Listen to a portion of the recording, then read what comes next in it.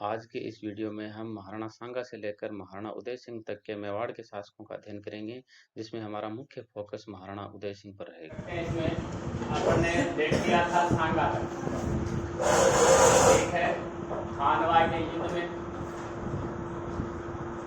पराजित हो गए थे और उसके बाद में कौन से स्थान पर इनकी मृत्यु हो गई थी? कालपी नामक स्थान पर, यानी इरी जगह पर इनको धैर्य दे दिया गया था। और कालपी नामक स्थान पर जो कहाँ है, ये दोनों मध्य प्रदेश में, यहाँ इनकी मृत्यु हो जाती है। और फिर मांडलगढ़ में इनकी छतरी है। मांडलगढ़ कहाँ है? भीलवाड़ा। अब देखो, इसका बड़ा पुत्र था, वो कौन था? भोजराज, जो कि इस युद्ध में काम आ गया था, तो वो रहा नहीं। अब इसके बेटे हैं, फिर और बड़ा बेटा रहता है रतन सिंह। एक पहले भी आया था रतन सिंह, वो रावल रतन सिंह था। रावल शाखा वहां समाप्त हो जाती है। ये राणा रतन सिंह है, या फिर उससे रतन सिंह फर्स्ट कहें और इससे रतन सिंह सेकंड कहें, आपकी मर्जी है, ठीक है। अब ये इसने 1528 ईस्वी तक शासन किया है, 1509 से लेकर, और ये 1528 से लेकर 1531 तक ये शासन करता है। और जो आंतरिक विद्रोह उनका ये शिकार हो जाता है। देखो कैसे होता है, वो मैं आपको बताता हूँ।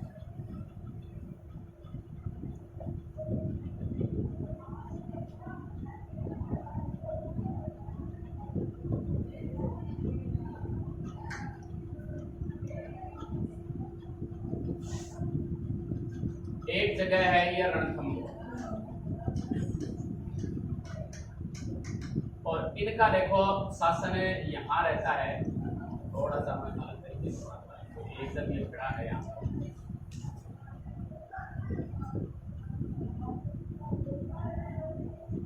यहाँ ये मेवाड़ वाला एरिया। अब जो सांगा है, इनकी एक पत्नी थी करमवती या कर्णावती, जिस रानी के प्रभाव में राजा ज्यादा आ जाता था, उसकी बात माननी। इसके प्रभाव में राणा सांगा को ज्यादा ही आ गए, इसलिए इनके दो पुत्र विक्रमादित्य और दूसरा था उदय सिंह। रतन सिंह इसका पुत्र नहीं। अब देखो, ये दोनों इस समय जब ये मरने की कगार पर होते हैं, इस समय ये दोनों अल्पवयस्क, बहुत कम उम्र रहती है, इसलिए रतन सिंह को राजा बना दिया जाता। लेकिन ये अपने पुत्रों के लिए रणथंभौर की जागीर प्राप्त कर लेती है, पहली बात। और दूसरा, इसका भाई होता है जुड़ावत, ठीक है। हाड़ा शासक है यहाँ पर, हाड़ा। इसको इनका संरक्षक ये बनवा लेती है कि जी, जो मेरे बेटे हैं उनके संरक्षक के रूप में रणथंभौर में ये काम करें, ठीक है। अब रणथंभौर की जागीर इन्हें मिल गई, ये यहाँ शासन कर रहा है, ठीक है। इन दोनों में दुश्मनी हो जाती है। रतन सिंह और इस हाड़ा चुड़ावट में दो व्यक्ति हैं, इनमें दोनों में दुश्मनी रहती है। और एक बार ये दोनों शिकार खेलने के लिए जाते हैं 1531। जंगल में शिकार खेलना एक बहाना था, लेकिन आपस में दोनों में दुश्मनी को निकालना था। और दोनों की वहां पर लड़ाई हो जाती है और दोनों ही मारे जाते हैं। ये भी मर गया और ये भी मर गया, यानी 1531 का चैप्टर खत्म हो जाता है। अब इससे पहले ये जो करमवती, ये बाबर को कहती है कि आपको मैं रणथंभौर दे दूंगा, बदले में आप मुझे मेवाड़ की सत्ता प्राप्त करवाने में सहायता की। बाबर है इस समय 1528 की बात हो रही है, बाबर है ना 1530 में हो रहा है। इसमें मुझे मदद करी, ये कहती है। लेकिन जब तक इसके पास बात पहुंचती है, तब तक बाबर की मर्जी होती है, यानी ये रणथंभौर देने के लिए तैयार है। तो यहाँ से ही इनके आंतरिक मामलों में कलह की शुरुआत मानी जाती है कि करमवती इस प्रकार से कोशिश करती है, लेकिन बाबर की मृत्यु के कारण वो असफल हो जाता है। अब रतन सिंह का चैप्टर खत्म हो जाता है और अगले शासक आएंगे विक्रमादित्य। ऐसे राजे मिल गए, कुछ करने की जरूरत ही नहीं पड़ी। 1531 से लेकर 1536 इसके समय एक गुजरात है, इधर गुजरात के शासक थे बहादुर शाह। भारत का शासक है इस समय, यानी दिल्ली का शासक है वो भारत का शासक है ना। यहां मान लीजिए क्या है जी, ये आक्रमण करता मेवाड़ के, शासक बन गया विक्रमादित्य। इसने जब आक्रमण किया, ठीक है, तो ये इसका सामना करने में कमजोर महसूस करती है अपने आप को कि मैं सामना नहीं कर पाऊंगी। और इसका बेटा भी अल्पवयस्क है और इसका जो भाई है वो पहले ही परलोक सिधार गया है और ये बेटे छोटे, इसलिए कहती है कि मैं आपको रणथंभौर दे देती हूँ, किसको, बहादुर शाह को, और बहुत सारा दे देती हूँ। तो 1533 ईस्वी में जो ये आक्रमण होता है किसके विरोध, बहादुर शाह के विरोध, उसको वापस लौटा दिया जाता है कुछ धन और रणथंभौर का क्षेत्र, ठीक है। रणथंभौर कहाँ है? अब ये तो देखो इसको तो आदत पड़ गई आक्रमण की, और 1534-35 में ये फिर आक्रमण करता है। अब मेवाड़ की स्थिति है वो खराब हो गई थी, एक तो रणथंभौर दे दिया, दूसरा उन्होंने बहुत सारा धन भी दे दिया। अब सैन्य शक्ति को अपनी ये प्रबल किस प्रकार से करें, तो ये करमवती क्या करती है, हुमायूं के पास क्या भेजती थी, राखी, करमवती विक्रमादित्य की जी माँ, मदर इंडिया इसकी, ये राखी भेजती है हुमायूं के पास। लेकिन जब तक वो आता है सहायता करने के लिए तब तक वो देर हो जाती है। होता क्या है, इसने आक्रमण कर दिया, आक्रमण करने या उसका सामना करने के लिए इसके पास कुछ है नहीं। तो इस समय अपने दोनों बेटों विक्रमादित्य और उदय सिंह को ये यहाँ से चित्तौड़ के दुर्ग से दूर अलग जगह भेज देती है और खुद जोहर करने के लिए, और बाकी के जो इनके सामंत वगैरह हैं वो केसरिया बाना पहनने के लिए तैयार हो जाते हैं। तो यहाँ होगा जी चित्तौड़ का दूसरा, किसके नेतृत्व में जी, रानी करमवती के।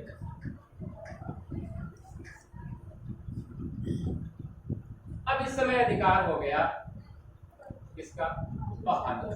कहाँ के हैं, गुजरात के।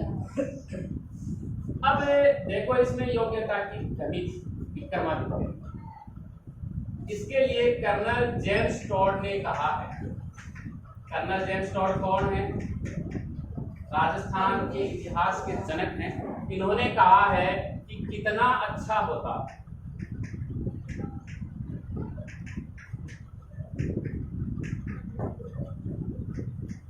अगर मेवाड़ के इतिहास में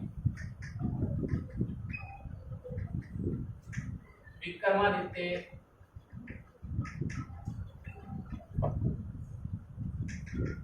का जन्म नहीं हुआ हो, यानी ये अयोग्य था। इसकी अयोग्यता के कारण ही बलवीर इसे मारकर इसे अपदस्थ कर देता है और 1536 से 40 तक वो शासक बन। अब ये बनवीर कौन था, ये बनवीर था रायमल के जो पुत्र हैं, सांगा बनता है एक सांगा, और रायमल नहीं, तो इसमें एक व्यक्ति था पृथ्वीराज, जिसे पुराना राजकुमार भी कहते हैं।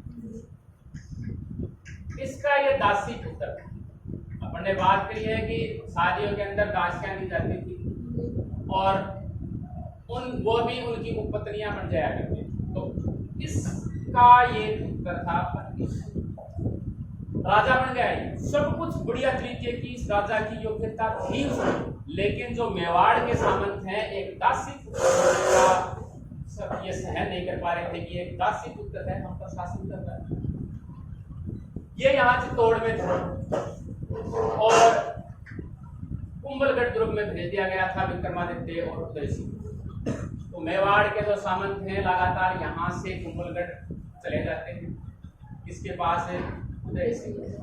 और एक स्थिति इस प्रकार की आती है कि 1540 ईस्वी में बनवीर और उदय सिंह के बीच युद्ध होता है और जिसमें उदय सिंह ने विजयी होता है, ठीक है, और बनवीर की हत्या करता है। इससे पहले देखो बनवीर उदय सिंह को मारने की कोशिश भी करता है और पन्नाधाय अपने पुत्र चंदन का बलिदान करके इसकी रक्षा भी करती है और चित्तौड़ के दुर्ग से ये इसको कहाँ ले जाती है, ये कहानी आपने सुनी। अब आ गए जी हम उदय सिंह के पास। अब देखो उदय सिंह शासक बन गया। जैसे ही ये शासक बनता है उस समय देखो भाट का शासक था यहाँ पर कौन है, शेरशाह सूरी। थोड़ी सी हम शेरशाह सूरी की चर्चा करते हैं। क्या है शेरशाह सूरी? दो मुख्य युद्ध तो देखो इसने लड़े थे 1539 और 40, यानी बक्सर या चौसा का युद्ध, और दूसरा है कन्नौज का युद्ध। ये भी राणा सांगा की तरह हर साल युद्ध लड़ता है। 41 में नहीं किया इसने, मुख्य इसके युद्धों की बात है। 1542 ईस्वी में इसने मालवा पर आक्रमण किया और विजयी भी रहा और वहां का शासक था मल्लू खां। इतनी चर्चा करेंगे हम, ज्यादा मालूम शेरशाह सूरी के बारे में है नहीं। फिर 1543 ईस्वी में ये रायसेन पर अधिकार करता है और वहां का शासक था पूर्णमल। 1544 की हम चर्चा कर ही चुके हैं कि ये मारवाड़ पर आक्रमण करता है और मारवाड़ का शासक उस समय कौन था, मालदेव। 1545 ईस्वी में इसकी मृत्यु हो जाती है कालिंगर के अभियान के समय एक गोले के फटने से, और वहां का शासक था कीरत सिंह। यानी एक नाचने वाले से इन्हें लगाव हो गया था, इसको शेरशाह सूरी को उसे प्राप्त करना चाहते थे, इसके कारण कीरत सिंह पर इसने आक्रमण कर दिया और एक हाथ गोले के फटने के कारण वहां इसकी मृत्यु हो जाती है।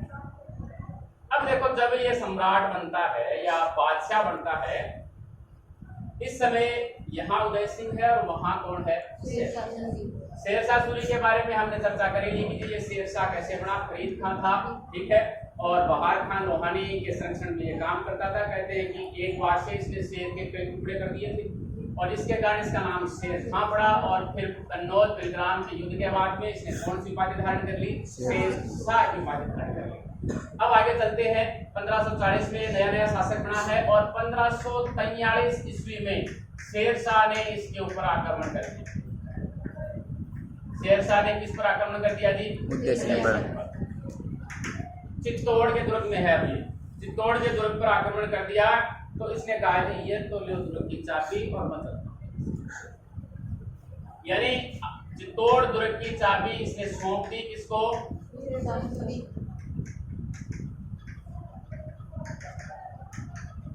और शेरशाह ने फिर आगे चल दिया। कोई विरोध इसने किया, क्योंकि विरोध ही नहीं है तो मतलब क्या है। और यहाँ एक व्यक्ति खवास खां को नियुक्त कर दिया दुर्ग के अंदर और आगे चल। अब कारण कुछ भी रहा हो, क्योंकि ये अल्पवयस्क भी था, ज्यादा इसके पास सामंत नहीं थे, लेकिन यहाँ जेम्स टोड इसके बारे में भी कहता है, उदय सिंह के बारे में भी, अगर सांगा व प्रताप के बीच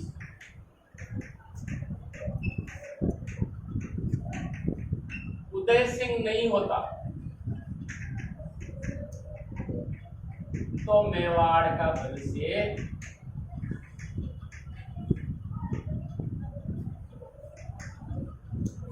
और भी उज्जवल हुआ होगा।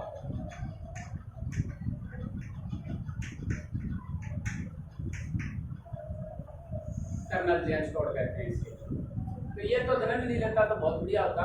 यहाँ अगर ये भी नहीं होता, क्योंकि देखो चाहे कुछ भी हो, विरोध कुछ भी हो, लेकिन कोई विरोध नहीं किया। अगर वीर है तो लड़के मर जाते, लेकिन इसने दुर्ग की चाबी टुकड़ा और यहाँ से ये कुंभलगढ़ चला गया। अब 1545 ईस्वी में इसकी मृत्यु हो जाती है तो चित्तौड़ पर फिर से ये खवास खां वगैरह को ये बाहर निकाल देता हुआ एक अलग बात है, लेकिन इस समय तो पहले तो इसने नहीं दिया, इसको यहाँ से बाहर निकाल देता है और चित्तौड़ पर ये पुनः अधिकार कर लेता है। ये है इसके समय की बात, यानी इसकी दुश्मनी मुख्य किसके साथ में थी, मालदेव ने, जो मारवाड़ का शासक था इसके समय मालदेव था यहाँ पर। मालदेव ने इसे इस युद्ध में सहायता प्रदान की थी 1540 यानी शासक बनने में मालदेव ने इसे सहायता प्रदान की थी। लेकिन इनकी दुश्मनी कब होती है उसकी चर्चा अपन ने कल करी थी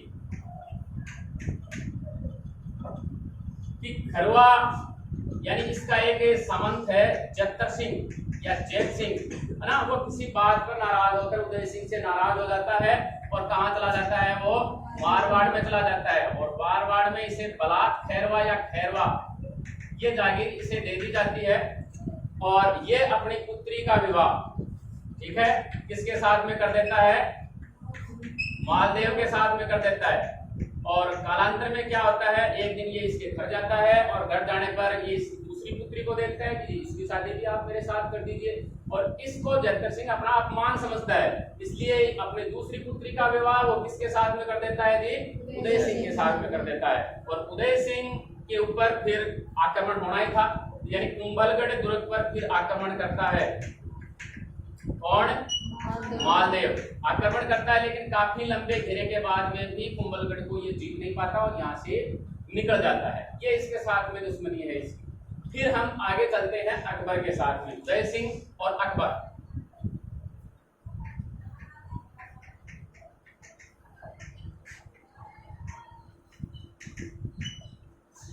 अब देखो 1562 ईस्वी में आमेर का शासक था भारमल,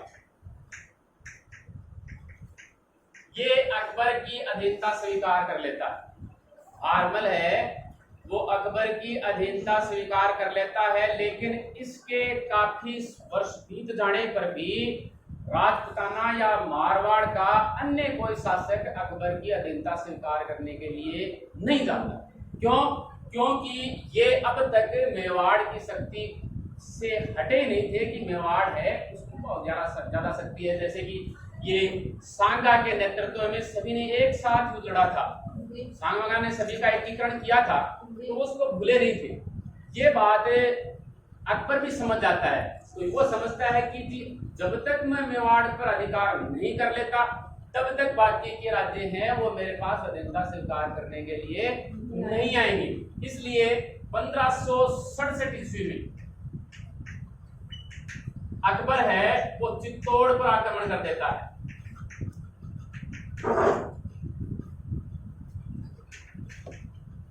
चित्तौड़ पर आक्रमण कर दिया अकबर ने। अब इसके सामंत कहते यही हैं, इसके सामंत इसे सलाह देते हैं कि महाराज आप यहां से निकल जाइए और कुंभलगढ़ चले जाइए, हम यहां पर लड़ेंगे। तो दो व्यक्ति होते हैं यहाँ पर, जयमल और पत्ता, इन दोनों के संरक्षण में ये चित्तौड़ को सौंपकर यहां से निकल जाते हैं। देखो कोई युद्ध नहीं लड़ता, ये शेरशाह सूरी आया चाबी सौंप दी, ये आया यहां से निकल लिया है। जयमल और पत्ता के संरक्षण में चित्तौड़ दुर्ग को छोड़कर ये निकल लेता है। अब जयमल और पत्ता देखो नाम है, अगर दो वीर सेना नायक हैं, हर जगह बहुत सम्मान के साथ ये लड़े हैं। जैसे कल जैता कुंभा लड़ रहे थे, आज ये भी लड़ेंगे, है ना। तो इसके बाद में क्या होता है, लगभग 4 माह तक, यानी ये आक्रमण करते हैं 23 अक्टूबर 1567 और 25 फरवरी 1568 में 4 माह तक के घेरे के बाद इनका चित्तौड़ पर अधिकार हो पाता है। कैसे कि ये बारूद के गोले फेंकते थे, बारूद आ गई थी, इसमें बंदूक भी थी, बंदूकची भी थे बहुत सारे, तो चित्तौड़ के दुर्ग की जो बाहरी प्राचीर है उनको तोड़ देते थे और थोड़े समय में आकर चित्तौड़ के दुर्ग वाले यानी मेवाड़ी जो लोग हैं वो वापस उसका पुनर्निर्माण कर देते थे। तो ऐसे ये प्रक्रिया लगातार चलती रही, कोई किसी का हित कुछ हुआ ही नहीं। लेकिन एक दिन अकबर की बंदूक की गोली से, उस बंदूक का नाम था संग्राम बंदूक, इस गोली से क्या हुआ कि जो जयमल है वो मेवाड़ का जो दुर्ग है चित्तौड़, उसकी प्राचीर का निर्माण कर रहा था और उसी समय इस बंदूक से गोली निकलती है और जयमल के लग जाती है। प्राचीर की ये निर्माण कर रहा था जयमल, उसी समय संग्राम बंदूक यानी अकबर की बंदूक से सीधा निशाना लग जाता है। कई तो कहते हैं कि जी इसके सीधा लग जाता है और ये मर जाता है, लेकिन कई कहते हैं कि जी इसके पैरों पर निशाना लगता है और ये घायल हो जाता है, पैरों से चल नहीं पाता है। और कालांतर में क्या होता है, ये पत्ता, ठीक है, जो है इसके कंधों पर कई कई जगह तो कल्ला नाम भी है यहाँ पर, इसके कंधों पर ये चढ़ता है, ठीक है। और ये जो व्यक्ति है ये जो मीराबाई थी, ये इसकी बुआ थी। इसके बाद में क्या होता है कि लगभग ये घायल हो जाते हैं। घायल होने के बाद में क्या होता है कि तीसरा साका होता है चित्तौड़ का। साके में क्या होता है, केसरिया बाना पहनते हैं यानी केसरिया रंग का, और महिलाएं क्या करेंगी जी, जौहर करेंगी। तो अंदर महिलाएं जौहर कर रही थी, बाहर आग की लपटें अकबर को भी दिखाई दे रही थी कि भाई अब है ना चित्तौड़ के दुर्ग का गेट खुलेगा और हम लड़ेंगे, क्योंकि आग की लपटें बहुत ऊंची ऊंची जा रही थी। तो ये कहते हैं कि जी कल्ला ने इसको अपने कंधे पर बैठा लिया। अब 2 हाथ तो इसके थे, 2 उसके थे, 4 हाथ हो गए, और चारों हाथों से लगातार ये मुगल सेना को ऐसे लग रहा था कि चतुर्भुजी कोई भगवान आ रहा है और विनाश कर रहा है। तो इनकी वीरता से अकबर बहुत ही प्रभावित होता है। और आगरा का जो लाल किला है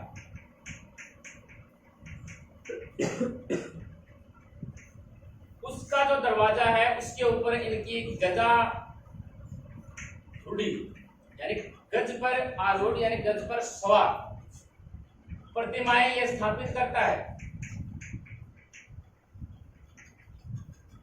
इनकी जयमल और पत्ता या कल्ला राठौड़ जो भी हैं, इनकी ये प्रतिमाएं यहाँ पर स्थापित करता है। और कालांतर में धर्मांध व्यक्ति है, कौन है, औरंगजेब, ये इन्हें हटवा देता है। अब नहीं है, इसने हटवा दी, लेकिन एक व्यक्ति है बर्नियर,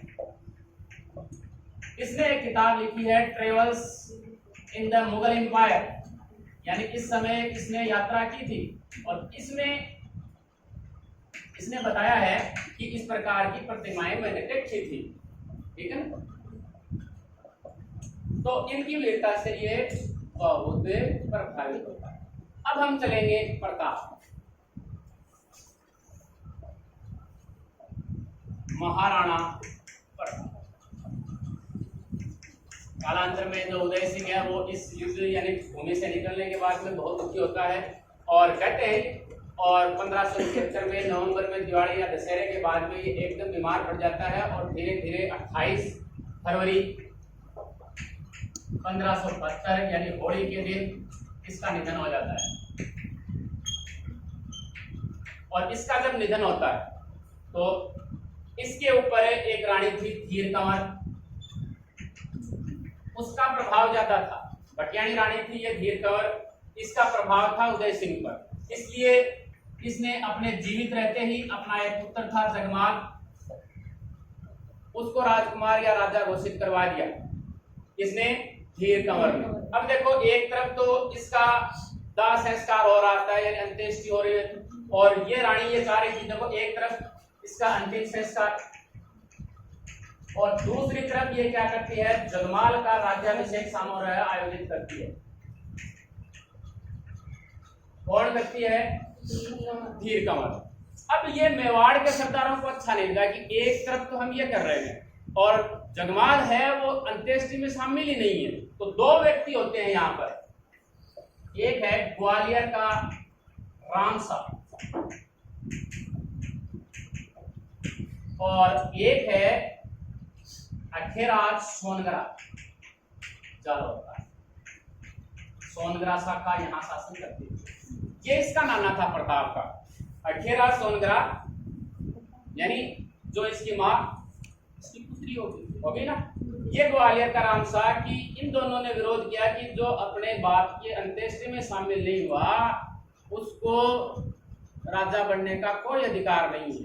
तो ये विद्रोह कर देते हैं और इसी दिन गोकुंदा में यानी गोकुंदा में मृत्यु होती है इसकी, और इसी दिन 28 फरवरी 1572 को प्रताप का राज्याभिषेक यहाँ ये कर देते हैं।